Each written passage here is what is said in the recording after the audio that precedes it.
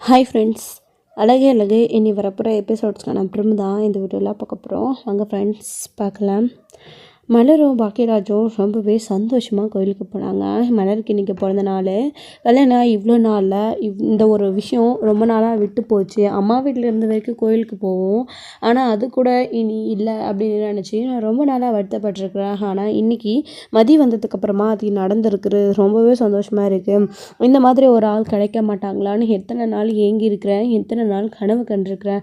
நான் இருக்கேன், நான் சமையலை பார்த்துக்கிறேன், நீங்கள் போய் கோயிலுக்கு போயிட்டு வாங்க, சந்தோஷமாக இருங்கன்னு சொல்கிற ஆள் இது வரைக்கும் இங்கே இல்லையேன்னு நான் ரொம்ப ரொம்ப வருத்தப்பட்டேன். அத்தை இந்த மாதிரி ஒரு வார்த்தை கூட சொன்னதே கிடையாதுன்னு. ஆனால் இன்றைக்கி ரொம்ப சந்தோஷமாக இருக்குது அப்படின்னு தான் பேசிகிட்டு இருக்காங்க. நம்ம பாக்கியராஜ்கிட்ட மலர் வந்துட்டு இதை நினச்சி ரொம்ப சந்தோஷப்படுறாங்க. மதி உண்மையிலே ரொம்ப நல்ல பொண்ணு அப்படின்னு. அதுக்கப்புறம் வந்துட்டு கேக்கெலாம் நீங்கள் கட் பண்ணதே இல்லைன்னு கூட கேட்டாங்க மதி அப்படின்னுட்டு இருக்காங்க. மலர், நீ ஆசைப்பட்டதெல்லாம் இன்றைக்கி செஞ்சு கொடுக்க வேண்டியது என்னோடய கடமை. பேங்க்குக்கு போயிட்டு நான் வந்ததுக்கப்புறமா எல்லாத்தையும் செஞ்சு கொடுக்குறேன் அப்படின்னாரு. அதுக்கப்புறம் மதி இங்கே வீட்டு வேலையை செஞ்சிட்ருக்காங்க. பாக்கியராஜும் மலரும் ரொம்பவே சந்தோஷமாக கோயிலுக்கு போயிட்டு திரும்பவும் வீட்டுக்கு வராங்க. வீட்டுக்கு வந்ததுக்கப்புறமா மதிய செஞ்ச சாப்பாட்டில் இவ்வளோ குறை இருக்குதுன்னு அவங்களோட அத்தை மாமா சொல்கிறாங்க. இதெல்லாம் கேட்கும்போது மலர், நான் சரி பண்ணி தரேன்னு சொல்கிறாங்க. இப்போ தானே நீங்கள் கோயிலுக்கு போயிட்டு வந்தீங்க, இன்றைக்கி ஒரு நாளாச்சும் ரெஸ்ட் எடுங்க, எல்லாத்தையும் நான் பார்த்துக்கிறேன்னு சொல்கிறாங்க. ஆமாம், இவளுக்கு பிறந்த நாள்னா அப்படியே ரெஸ்ட் எடுத்துகிட்டு உட்காந்துட்டுருமா. இப்போ பிறந்து இப்போ தான் என்ன ஒரு வருஷம் ஆகுதா என்ன, புதுசாக பிறந்தநாள் கொண்டாடுறாளா இவளுக்கு? இப்படி ரெஸ்ட் எடுக்கிறதுக்கு இத்தனை வருஷம் ஆயிடுச்சு இல்லை, இனிமேல் என்ன பிறந்தநாள் கொண்டாட வேண்டியது இருக்குது அப்படின்றாங்க. இந்த காலத்தில் இதெல்லாம் ஒரு சாதாரணமான விஷயம் அப்படின்னு மதி பேசவும் இதுக்கு தேவையில்லாமல் சண்டை வரணுன்னு மலர் இருந்துக்கிட்டு மதி விடு, நான் பார்த்துக்கிறேன்னு அதை சரி செஞ்சு அந்த பிரச்சனையை சரி கட்டுறாங்க. அதுக்கப்புறம் மதியுமே கோவப்பட்டு இந்த விஷயத்தை பற்றி அவங்கக்கிட்ட பேசுகிறாங்க. விடு மதி அப்படின்னு மலரும் சொல்லிடுறாங்க. அதுக்கப்புறம் கிளம்பணும் அப்படின்ட்டு பாக்கியராஜ் வேலைக்கு கிளம்பிடுறாங்க.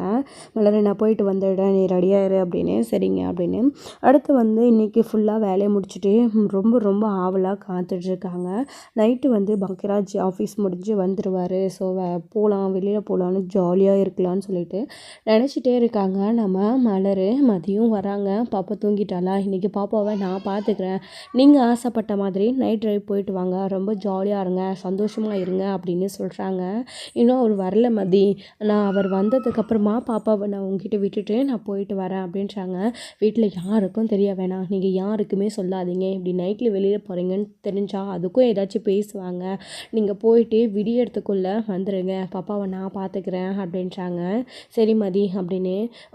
வீட்டில் இந்த விஷயம் தெரிஞ்சால் ஏதாச்சும் பிரச்சனை ஆகுமான்னு பயப்படுறாங்க மலர் இருந்துக்கிட்டு. அதெல்லாம் எந்த பிரச்சனையும் வராது, வந்தால் அப்புறம் பார்த்துக்கலாம், அப்படியே போகிறேன்னு சொன்னால் அனுப்பிட்டு தான் மறுவேளை பார்ப்பாங்களா என்ன இவங்க, போயிட்டு வந்ததுக்கப்புறம் தெரிஞ்சால் கூட ஏதாச்சும் சொல்லி சமாளிச்சிக்கலாம், நீங்கள் அந்த நேரத்தில் சந்தோஷமாக இருப்பீங்கள்ல, எதை பற்றியும் கவலைப்படாமல் போங்க, நான் பார்த்து அப்படின்னு மதி சொல்கிறாங்க. மலரும் சரின்னு கேட்டுக்கிறாங்க. ஸோ அதுக்கப்புறம் பார்த்திங்க அப்படின்னா இன்னொரு சைடு பாக்கியராஜ் வேலையை முடிச்சுட்டு வரலான்னு நினச்சாரு. அந்த சமயத்தில் தான் ஸோ பாக்கியராஜ் கடன் வாங்கினவர் நிற்கிறாரு. அவரை பார்த்த உடனே பாக்கியராஜ் ரொம்ப அதிர்ச்சி ஆகுறாரு.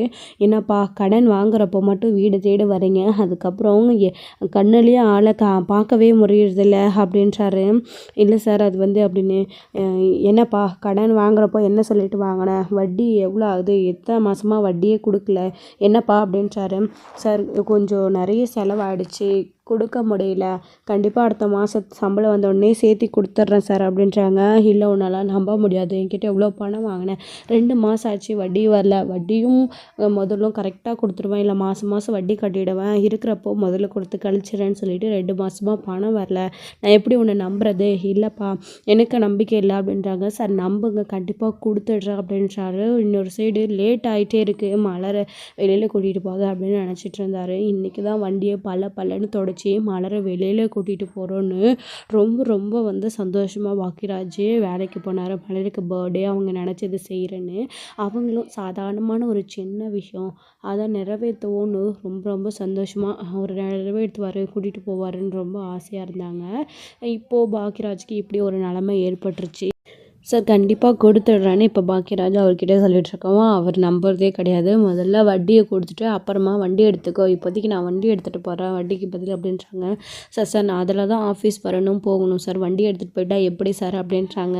4 நாளைக்கு ஆட்டோவில் போனேன்னா கண்டிப்பாக 2வது நாள் அடுத்து 5வது நாள் வண்டி எடுத்துகிட்டு கொடுப்பேன், அப்போ தான் உனக்கு அப்படின்னு தைரியம் வரும்னு அவர் வண்டி எடுத்துகிட்டு போயிடுறாரு. எவ்வளோ சொல்ல கேட்காம எடுத்துகிட்டு அவர் பாட்டுக்கு எடுத்துகிட்டு போயிடுறாரு. இப்போ பாக்கியராஜ் என்ன பண்ணுறது பண்ணுறதுன்னு தெரியாமல் முழிச்சிட்ருக்காரு. ரேவதியோடைய பசங்களுக்கு காது குத்தப்போ நிறைய செலவாச்சு. அது எல்லாத்தையும் பாக்கியராஜ் வந்து கடன் வாங்கி தான் செய்யணும்னு செஞ்சார். அது மட்டும் கிடையாது, அதுக்கு வந்துட்டு மலருடைய நிலத்தை தான் மலர் அவங்களுடைய அம்மாவுக்கு அம்மா வந்துட்டு மலருக்கு கொடுத்த சீதனமாக கொடுத்த நிலத்தை தான் அடமானம் வச்சு இதெல்லாம் செஞ்சார். அது எல்லாத்தையும் தாண்டி அதுக்கப்புறம் இன்னும் நிறைய அடுத்தடுத்து செலவுகள் இருக்கிறப்போ ஸோ கடன் வாங்கி தான் சுரேஷோடைய கல்யாணத்துக்காக நிறைய கடன் வாங்கி எல்லாத்தையுமே வந்து செஞ்சார். இப்போது கடைசியில் வந்து பார்த்திங்க அப்படின்னா அவரால் கடனை அடுத்தடுத்து இன்ட்ரெஸ்ட் கட்ட முடியல. ஸோ இப்போ தான் அவருக்கு காசும் வந்து கொடுத்தாங்க எக்ஸ்ட்ராவாகவும், இருந்தாலே அவரால் கட்ட முடியல. கடன் கட்டாத காரணத்தினால தூக்கிட்டு போயிட்டாங்க. இப்போது நேராக வீட்டுக்கு பாக்கியராஜ் நடந்தே வந்துட்டுருக்காரு. மலர் கிச்சனில் நைட்டுக்காக சமைச்சிட்ருக்காங்க. நைட்டு வந்துட்டு அப்போது வந்து எங்கடி இன்னும் பாக்கியராஜ் ஆளை காணோன்றாங்க. தெரியல அத்தை, ஃபோன் பண்ணால் எடுக்கல, வந்துட்டுருக்காரோ என்னவோ அப்படின்னு, லேட் ஆகிடுச்சு அப்படின்னு, தெரியல பேங்க்கில் ஏதாச்சும் வேலையை கூட இருக்கலாம் அப்படின்றாங்க. சரிடி நாங்கள் சாப்பிட்டுட்டோம், போய் படுத்துட்டோம், பாக்கியராஜ் வந்து அவனுக்கு சாப்பாடு போட்டு படுக்க வை, நாங்கள் போய் தூங்குறோன்னு சொல்லிட்டு அவங்க போயிடுறாங்க. அவங்க போனதுக்கப்புறம் தான் எல்லாரும் மதியம் சந்தித்து பேசிக்கிறாங்க. வெளியிலேயே ரொம்ப நேரமாக வந்து வெயிட் பண்ணிட்டு இருந்தாங்க. வரல அப்படின்னு உடனே வீட்டில் போய் வெயிட் பண்ணிட்டு இருந்தாங்க. என்னங்க இன்னும் வரலையா அப்படின்றாங்க. இல்லைன்னுட்டு தான் கால் பண்ணி பார்க்கும்போது பாக்கியராஜ் ஃபோன் அப்போ தான் பார்த்து ஃபோன் எடுக்கிறாரு. மலர் அப்படின்றாங்க. என்னங்க இன்னும் வரல, லேட் ஆகிடுச்சி, அப்படி ஃபோன் பண்ணாலும் எடுக்க மாட்டேன்றீங்க அப்படின்றாங்க. வந்துட்டுருக்க மலர் அப்படின்றாங்க. ஓ அப்படியா, சரிங்க சீக்கிரம் வாங்க அப்படின்னு சொல்லிட்டு மலர் ஃபோனை கட் பண்ணிடுறாங்க. அதுக்கப்புறமா பாக்கியராஜ் மலர் பேசினதுலேருந்தே புரிஞ்சுக்கிறாங்க. இன்றைக்கி மலரை நம்ம வெளியில் கூட்டிகிட்டு போகிறோன்னு சொன்னோம், மலர் ரொம்ப சந்தோஷமாக இருக்கா. அந்த பைக்கில் தானே மலர் பைக் ரைடு போகணுன்னு ஆசைப்பட்டா, அதை பளிச்சுன்னு தொடச்சி எடுத்துகிட்டு போனோம். ஆனால் அப்படி ஒரு நிலமை வரும்னு எதிர்பார்க்கவே இல்லைல்ல. இப்போ என்ன பண்ணுறதுன்னு தெரியாமல் அவளுடைய ஆசை கனவு எதையுமே நம்ம நிறைவேற்ற முடியாமல் போயிடுச்சு. சாதாரணமான ஒரு ஆசை அப்படிங்கிறது தான் இங்கே பாக்கியராஜ் நினச்சிக்கிட்டு நேராக போகிறாங்க. இது எல்லாத்தையும் மீறி சுரேஷோட வண்டி எடுத்துகிட்டும் போக முடியாது. அது அதிகமான சத்தமும் ஒரு புல்லட் அப்படின்றதுனால ஸோ அதை வந்து கேட்கவும் முடியாது. என்ன பண்ணுறதுன்னு தெரியாமல் நேராக வீட்டுக்கு போகிறாரு. வீட்டுக்கு போய் கதவு தட்டின உடனே வாங்க அப்படின்றாங்க. மலர் உள்ளே போன உடனே உட்காருங்க சாப்பிடலாம் அப்படின்றாங்க. இல்லை நம்ம வெளியில் போகிறோம்ல, வெளியில் போய் சாப்பிட்லாமா அப்படின்றாங்க. இல்லை மலர் வேண்டாம் எனக்கு அப்படின்னு பாக்கியராஜ் ஃப்ரெஷ்ஷப் ஆகிட்டு போய் ரூமுக்குள்ளே அமைதியாக உட்காந்துக்கிறாரு. பாப்பா வந்து ஆல்ரெடி வந்து மதியம் தூக்கிட்டு போயிட்டாங்க அவங்களுடைய ரூமுக்கு. ஸோ சுரேஷும் மதியம் வந்து பாப்பா இருக்கிறாங்கன்னு சொல்லிட்டு அவங்க 2 பேரும் பாப்பா கூட விளையாடிட்டு தூங்கிட்டாங்க ஆல்ரெடி வந்துட்டு. அடுத்து வந்து இவங்க வந்து பார்த்திங்க அப்படின்னா, என்னங்க நான் ரெடி ஆகிட்டேன், நீங்களும் ரெடி ஆகுங்க கிளம்பலாம், ஆல்ரெடி ஏற்கனவே லேட் ஆகிடுச்சு, நீங்கள் வந்ததே மணி பாருங்கள் என்ன ஆகுதுன்னு சொல்லிட்டு போகலாம் அப்படின்றாங்க. இல்லை மலர் வேண்டாம் மலர் அப்படின்றாங்க. இதை கேட்டு ரொம்ப ரொம்ப அதிர்ச்சி ஆகிடுச்சு மலருக்கு. ஏங்க என்னாச்சு, ஏன் ஒரு மாதிரியாக இருக்கீங்க அப்படின்றாரு. நீ கேட்ட ஒரு சின்ன விஷயத்த கூட என்னால் நிறைவேற்ற முடியாமல் போயிடுச்சு மலர், என்னை மன்னிச்சிடு அப்படின்றாங்க. என்ன ஆச்சுங்க, ஏதாச்சும் பிரச்சனையா, ஏன் இப்படி பண்ணுறீங்க, எதுக்கு இப்படி நடந்துக்கிறீங்க, விடுங்க அதனால் என்ன, இன்னைக்கு இல்லைன்னா இன்னொரு நாளைக்கு போகும், இதுக்கு ஏன் வருத்தப்படுறீங்க அப்படின்றாங்க. இல்லை மலர், இனி எப்போ நம்ம அந்த வண்டியில் ஒன்று நான் கூட்டிகிட்டு போக போகிறேன்னு தெரியல அப்படின்றாங்க. புரியலங்க நீங்கள் சொல்கிறது அப்படின்றாங்க. ஆமாம் மலர், ஏற்கனவே சுரேஷோடைய கல்யாணத்துக்காகவும் பாப்பாங்களுடைய காது குத்து ரேவதி பசங்க காது குத்துக்காகவும் நிறைய கடன் வாங்கி செலவு பண்ணதுனால 2 மாதமாக வட்டி என்னால் கட்ட முடியல மலர்.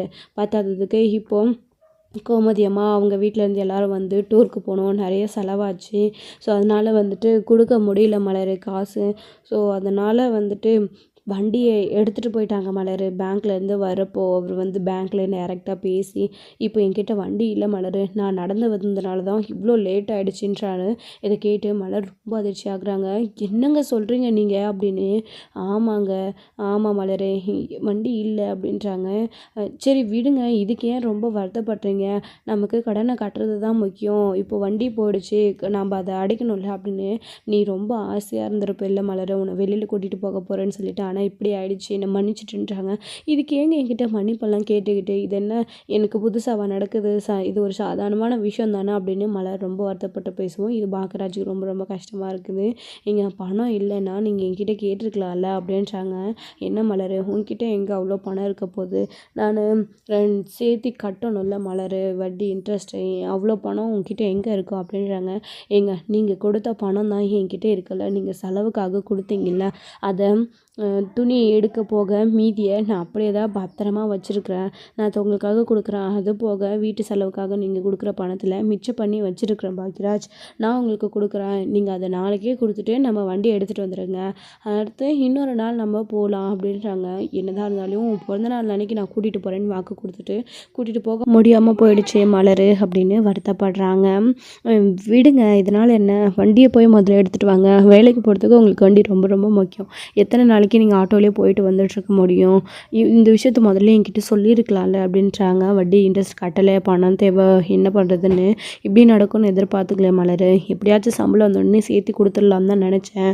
இந்த மாதம் தான் எந்த செலவும் இல்லாமல் இருக்குது. ஆனால் இப்படி நடக்கும்னு எதிர்பார்க்கல அப்படின்றாங்க. விடுங்க, இதனால் என்ன, பரவாயில்ல அப்படின்னுவோம். ஆக்சுவலி இது எல்லாத்தையுமே வந்து பார்த்திங்க அப்படின்னா மதி கேட்டுட்டாங்க. இவர் வந்த உடனே சத்தம் கேட்ட உடனே அவங்க 2 பேரும் வெளியில் போக போகிறாங்க. நம்ம கதவை சாத்திட்டு வரணும், அவங்களுக்கு டாட்டா பாய் காமிச்சு அனுப்பலாம், கேக் கட் பண்ணலான்னு மதி ரொம்ப ஆசையாக இருந்தாங்க. ஸோ அதனால தான் வந்து கேக் எடுத்துகிட்டு வந்து கேண்டிலில் கொளுத்திட்டு அங்கே வந்து நின்னாங்க. ஸோ இப்படி நடக்கும்னு எதிர்பார்க்கவே இல்லை. இவங்க பேசின விஷயத்த கேட்டு ரொம்ப ரொம்ப அதிர்ச்சி ஆகிட்டாங்க.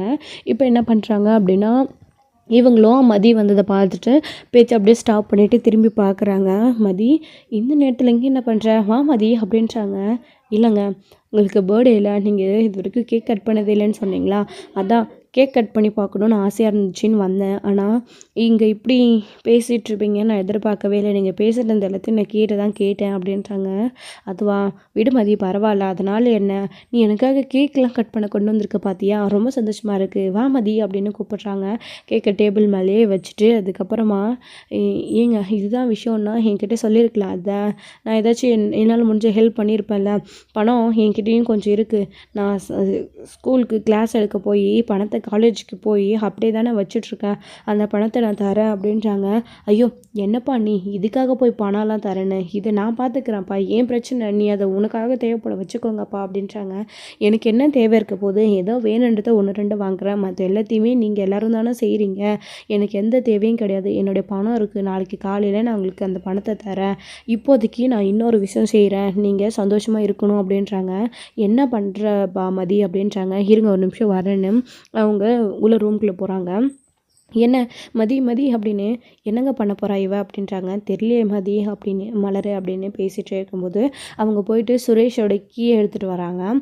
கீயை எடுத்துகிட்டு வந்து, இந்தாங்க இந்த வண்டியில் போயிட்டு வாங்க அப்படின்றாங்க. ஐயோ, சுரேஷோட வண்டியா, வேண்டாமா அப்படின்றாங்க. ஏன் அவருடைய வண்டியை எடுத்துகிட்டு போகக்கூடாதுன்னு ஏதாச்சும் ரூல்ஸ் இருக்கா என்ன, அதான் உங்களோட வண்டி இல்லை நீங்கள் போகணும்னு ஆசைப்பட்டீங்க, அதுவும் உங்கள் பிறந்தநாள், அதுவும் உங்கள் பிறந்தநாள் கிஃப்டாக நீங்கள் இதை இவர்கிட்ட கேட்டிருக்கீங்க, அதை நிறைவேற்றலைன்னா உங்களுக்கும் கஷ்டமாக இருக்கும், அவருக்கும் கஷ்டமாக இருக்கும், போயிட்டு வாங்க அப்படின்றாங்க. இந்தாங்க பிடிங்க கீ அப்படின்னு பாக்கியராஜ் கிட்ட கொடுக்குறாங்க. இல்லைப்பா மதி, பரவாயில்ல, இருக்கட்டும், வச்சுக்கப்பா. மலர் சொன்ன மாதிரி நான் இன்னொரு நாளைக்கு அவர்கிட்ட இந்த வண்டியை எடுத்துகிட்டு வந்து நான் மலரை கூட்டிகிட்டு போகிறேன் அப்படின்னு. ஏன் அந்த வண்டியில் தான் வெளியில் கூட்டிகிட்டு போகணுமா, இந்த வண்டியில் வெளியில் கூட்டிகிட்டு போனால் என்ன, அந்த வண்டியை விட இந்த வண்டி நல்லா சல்லுன்னு போகும், வேகமாக போகும், போயிட்டு வாங்க அப்படின்றாங்க. அமைதியாகவே 2 பேருமே நிற்கிறாங்க. பிடிங்க, முதல்ல இந்த கேக் கட் பண்ணுங்க அப்படின்றாங்க. மதி அப்படின்றாங்க. கட் பண்ணுங்க அப்படின்னு உடனே கட் பண்ணுறாங்க. சும்மா லேசாக கிளாப் பண்ணி அதை ஊதி பயங்கர ஹாப்பியாக வந்து கேக் சாப்பிட்டுட்ருக்காங்க. ரொம்ப சந்தோஷமாக, மதி கேக் கட் பண்ண இல்லையா எனக்காக சர்ப்ரைஸாக, இதுவே ரொம்ப பெரிய விஷயம், ரொம்ப சந்தோஷமாக இருக்குது, நீ வந்துட்டு கீயெல்லாம் வேண்டாம், எடுத்துகிட்டு போய் சுரேஷோட ரூம்லேயே வச்சுட்டு அப்படின்றாங்க. என்ன நீங்கள் என்ன ஒரு வாரம் 10 நாளாக போக போகிறீங்க, நைட்டு போயிட்டு காலையில் வந்துட போகிறீங்க, எடுத்துகிட்டு போங்க, போயிட்டு ஜாலியாக இருங்க, பிடிங்க அப்படின்னு கீழே கொடுத்துடுறாங்க. மலர், என்ன மலர் இது அப்படின்றாங்க. மதி, வேண்டாம் மதி அப்படின்றாங்க. இருக்கட்டும், போயிட்டு வாங்கன்னு கொடுக்குறாங்க. அந்த பைக்கை எடுத்துகிட்டு இவங்க 2 பேரும் வெளியில் ரொம்ப ஹாப்பியாக சந்தோஷமாக கிளம்புறாங்க. நாளைக்கு காலையில் கடன் அடைக்கவும் பிரச்சனை இல்லை, மலரும் கொஞ்சம் பணம் தரேன்னு சொல்லிட்டாங்க. இதனால் வந்து பிறந்தநாள் அதுவுமா ஹர்ட் ஆகக்கூடாதுன்னு மலரை கூட்டிகிட்டு போய் ஆகணும்னு பாக்கியராஜ் எல்லா தடைகளையும் மீறி இவங்க 2 பேரையும் வெளியில் கூட்டிகிட்டு போகிறாங்க. அதாவது மலரை வந்துட்டு வெளியில் போய் ரொம்ப ஜாலியாக மலர் ஆசைப்பட்டதெல்லாம் செஞ்சிட்ருக்காங்க. மலர் வந்து ஏற்கனவே அவரே நிறைய கஷ்டத்தில் இருக்கார், செலவை கொடுக்கக்கூடாதுன்னு சொல்லிட்டு அதிகமாக செலவெல்லாம் வேண்டாம், டீ குடிக்கிறதோடு நிறுத்திக்கலாம், அது இதுன்னு கேட்க வேண்டான்னு வெளியில் கூட்டிகிட்டு போய் வேணுன்றதெல்லாம் பாக்கியராஜ் வாங்கி தர்றாரு. ஏங்க அதெல்லாம் அப்போ கேட்டேங்க, இப்போ இந்த நேரத்தில் அதை சாப்பிட்ணுன்னு தோணலை, ஒரு டீ மட்டும் போதுன்னு டீயை குடிச்சிட்டு ஜாலியாக பைக் ரைடு போயிட்டு ஒரு பிரிட்ஜ் மேலே நின்று ஜாலியாக பேசிகிட்டு இருக்காங்க. மலர், நீ ஆசைப்பட்டு அதெல்லாம் கேட்ட, என்னால் இப்போது இருக்கிற நிலமையில வாங்கி கொடுக்க கொடுக்க முடியாது, அதாச்சும் செலவாகும் நினச்சிக்கிட்டு செலவு மிச்சம் பண்ணுறேன்னு உன் ஆசையை குறைச்சிக்கிட்டேன் அப்படி தானேன்னு பாக்கியராஜ் கேட்கவும் செய்கிறாங்க. அதெல்லாம் ஒன்றும் இல்லைங்க அப்படின்றாங்க. எனக்கு தெரியும் மலர் உன்னை பற்றி அப்படின்றாங்க. நீ ஆசைப்பட்டு கேட்ட சின்ன விஷயத்தையே என்னால் நிறைவேற்ற முடியாமல் போயிடுச்சுன்னு ரொம்ப வருத்தப்படுறாரு. நான் உன்னை லவ் பண்ணி கல்யாணம் பண்ணிட்டு வந்து நிறைய கஷ்டப்படுத்துகிறேன், நான் ஒரு பாவி ஆகிட்டேன், உன் அம்மாவே உனக்கு ஒரு நல்ல மாப்பிள்ளையை பார்த்து கல்யாணம் பண்ணி வச்சுருந்தா நீ சந்தோஷமாக இருந்திருப்பல்ல சே அப்படின்னு பாக்கியராஜ் வருத்தப்படுவோம். என்ன பாக்கியராஜ் பேசுகிறீங்க நீங்கள்? என் பிறந்தநாள் அதுமா என் மனசு கஷ்டமாயிடுற மாதிரி நீங்கள் பேசிகிட்ருக்கீங்க. நான் உங்களை லவ் பண்ணி கல்யாணம் பண்ணிக்கிட்டது எவ்வளோ பெரிய வரோன்னு நான் நினச்சிட்ருக்கேன். ஆனால் கடைசியில் நீங்கள் இப்படி பேசுகிறீங்க, அப்போ என்ன உங்களுக்கு பிடிக்கலையா? பிடிக்காம நீங்கள் கல்யாணம் பண்ணிக்கிட்டீங்களா அப்படின்றாங்க. ஐயோ மலர் அப்படிலாம் சொல்லலை அப்படின்னு ரொம்ப ஹர்ட் ஆகுறாங்க. பாக்கியராஜ் அவங்கள சமாதானப்படுத்துகிறாங்க. 2 பேரும் ஜாலியாக வந்து போயிட்டுருக்கு. அந்த ஒரு மூமெண்ட் வந்து அவங்களுக்குள்ள இருக்கிற அன்பையும் காதலையும் வெளிப்படுத்திக்கிறாங்க. அதுக்கப்புறம் பைக் ரைடு முடிஞ்சதுக்கு அப்புறமா டைம் ஆகுது கிளம்பலாமான்னு சொல்லிட்டு வீட்டுக்கு கிளம்பி வந்துட்டுருக்காங்க. ஸோ இதோட இந்த எபிசோட் வந்து முடிச்சிருக்காங்க. அடுத்தடுத்த எபிசோடில் என்ன நடக்க போகுது, வீட்டுக்கு வந்ததுக்கப்புறமா இவங்க வெளியில் போன விஷயம் வீட்டுக்கு தெரிய வருமா, இல்லை மதி ஏதாச்சும் சொல்லி சமாளிக்க போகிறாங்களா, அடுத்து வந்து வண்டியை பற்றி கேட்க போகிறாங்க. அது எல்லாத்தையும் தாண்டி மதி பணம் தரேன்னு சொல்லியிருக்காங்க. மதி பணம் தந்தால் பாக்கியராஜ் வாங்கிப்பாரா, மலர் கொடுக்க விடுவாங்களா, மதி இது எல்லாத்தையும் தாண்டி பணம் கொடுத்து உதவி பண்ண போகிறாங்களா, என்னென்ன நடக்க போகுது அப்படின்றதெல்லாம் வெயிட் பண்ணி எக்ஸ்ட்ரா பார்க்கலாம். Friends thank you. இந்த வீடியோ உங்களுக்கு பிடிச்சிருந்தா லைக் பண்ணுங்கள்.